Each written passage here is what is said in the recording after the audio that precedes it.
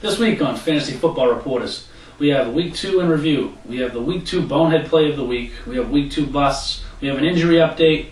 And we have the Week 3 predictions for Beasts and Busts as well. I'm going to pass it over to Sean to talk about Week 2 in review. Thank you. We got Denver versus Seattle first. One of my free agent pickups was Kyle Orton last week, if you saw. He looked good with 307 yards and 2 touchdowns. Demaryius Thomas looked great in his first game as a pro. He's a rookie. I think he was on the PUP list a game ago, but this was his first pro game. He had 9 targets, 8 catches, 97 yards, and a score. As for Seattle, they didn't even score till the third, so it looks like their Week 1 31-point performance was a little bit of a fluke. Next we have San Diego, Jacksonville. Rivers throws for 344 yards, 3 touchdowns, and 2 interceptions. Ryan Matthews left the game early after only 5 carries. It looked pretty serious.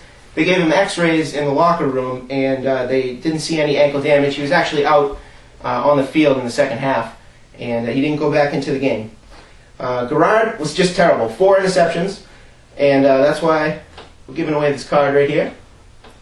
David Garrard killed me last week. I had to start him because Kevin Cobb was injured, so yeah, David, I'm not too happy with your 4 interceptions. I lost by 11 points, and you was 7, didn't help me at all, so not good. The first person that emails us gets that card right there. Not worth much of anything, especially after last week's performance, I might add. But no purchase necessary. And MJD still hasn't found the end zone. Next we have Sims Walker. It seems like whoever's in a quarterback is throwing, and they're throwing him. He had 12 targets, 10 receptions, and a touchdown. Next we have Chicago and Dallas. Cutler's looking great this year. He was a low draft pick in the 8th round overall. Forte came back down to earth with an average fantasy day. He had some receptions and he had some yards with a touchdown thrown in there. Romo threw for 347 yards but only 1 touchdown, 2 picks. Miles Austin had over twice as many targets as the next guy, Roy Williams, at 7. Austin had 15. And it showed because Austin had 142 yards and a score. And Romo's going to be playing Houston next week, who has given up over 400 yards to the past 2 QBs that he's played. So he's looking good in that game. Now I'm going to pass it back over to Frank for his Week 2 busts. Week 2 busts. Yeah, I mean, we're going with Chris Johnson. Got me 6 points. CJ, 2,500 yards is just, I don't think it's going to happen this year, my man. I mean, he had, 16 carries, 34 yards, just an all-around terrible performance. Really killed me. I ended up losing to this guy right here. I had the second most points, and of course he had the first most out of a 12-team league. So Javid Best. Javid Best killed me, unfortunately. Who would have thought? MJD, as Sean alluded to, terrible, just absolutely terrible. 12 carries, 31 yards. I mean, not all his fault. They were playing from behind, and Garrard was throwing picks to everybody. I think Sean was out there for one of them. Not too sure about that. Sean Green, as we stated last week, until LT loses a leg or gets injured or something, just bench him for the rest of the year. I mean, he's probably one of the biggest busts of the draft at this point, going in an average 2nd or 3rd round pick. So just sit him. A few others, as we predicted, Carson Palmer against the Ravens, under 50% completion, no touchdowns, not even 200 yards passing. Very tough game. Brett Favre, Owen Daniels, as we said, he's still not 100%. So if you started him, he had a real tough day. D. Will, Michael Turner, Ryan Matthews, as Sean talked to.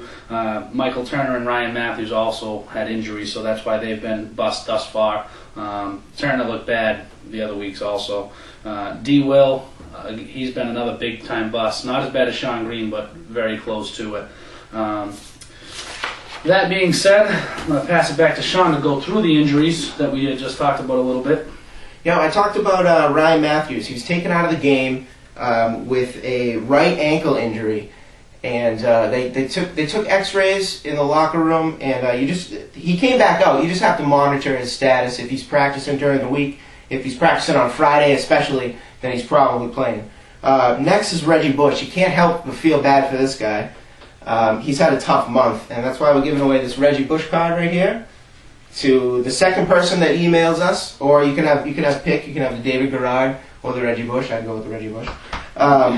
He fumbled a punt, and he went down to dive on it, and one of the coverage guys dove right into his leg, and it looks like he has a broken or fractured fibula, and he's going to be out 6 to 8 weeks, and that's going to bring up Pierre Thomas's value through the roof. So Michael Turner left the game. It's kind of the same situation as Ryan Matthews, but he had a groin injury. They said he could have came back in, but the backup was rolling. So you're going to want to monitor his practice status throughout the week, and if it's full or if it's partial practice. Next is Darrelle Revis, a defensive player. He might miss 1 to 2 weeks due to his tight hamstring. So have less fear about starting a wide receiver that's going up against the Jets.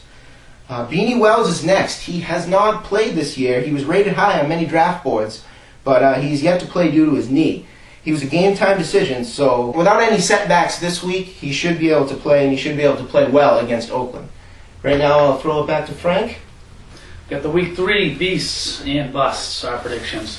Frank Gore looked good last night against the Saints defense, getting in the end zone, having a lot of yards. And he's playing KC this week, so we expect him to have a very, very good week.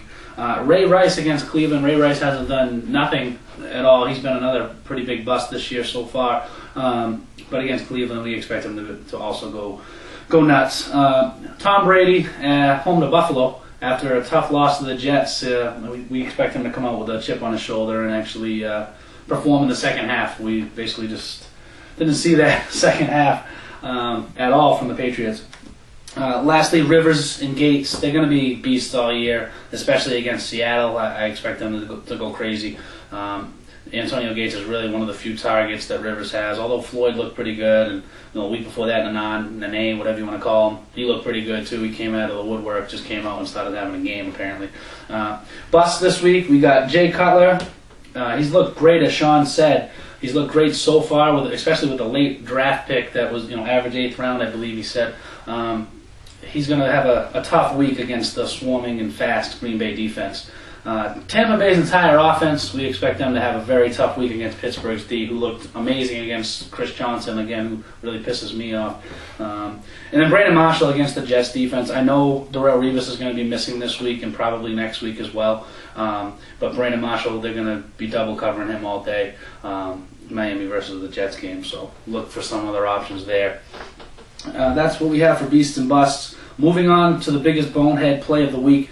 Me and Sean talked a lot about this. We have two that were very close as a tie. I think we chose the one we chose because it hurt his team a lot worse than the second place runner-up finisher. In this case, it was David Baas, or I don't know how you say his name. I think that's right. Two A's, B-A-A-S, the center from San Francisco. The very I think it was the first drive. It was the third play of the game. Threw it about 20 feet over. You can see it here. Oh my goodness, it's just crazy. It's just unbelievable. He threw it about 20 feet over Alex Smith's head into the end zone, and Alex Smith had to run back and actually hit it in for a safety. Hit it out of bounds for a safety to stop the Saints defense from actually getting a touchdown. But then when they re-kicked the ball, the Saints came right back down and scored. So it was a 9-point swing right off the bat. So I mean that really killed them last night, and they only lost by 3 points. So that really hurt them. So we're going to give him the biggest bonehead play of the week. Second place was Brandon Jacobs. Said he was trying to throw his helmet at the wall for some reason. Probably because he's not very good anymore. And Ahmad Bradshaw took his job.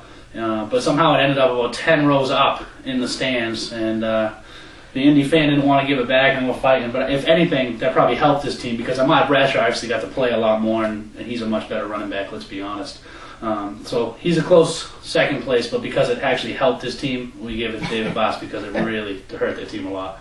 So that's our show for this week. You got anything to add? Just make sure you check the site every day. We're gonna have injury updates every day. We're gonna have the Monday night breakdown after every Monday night football, and I don't know.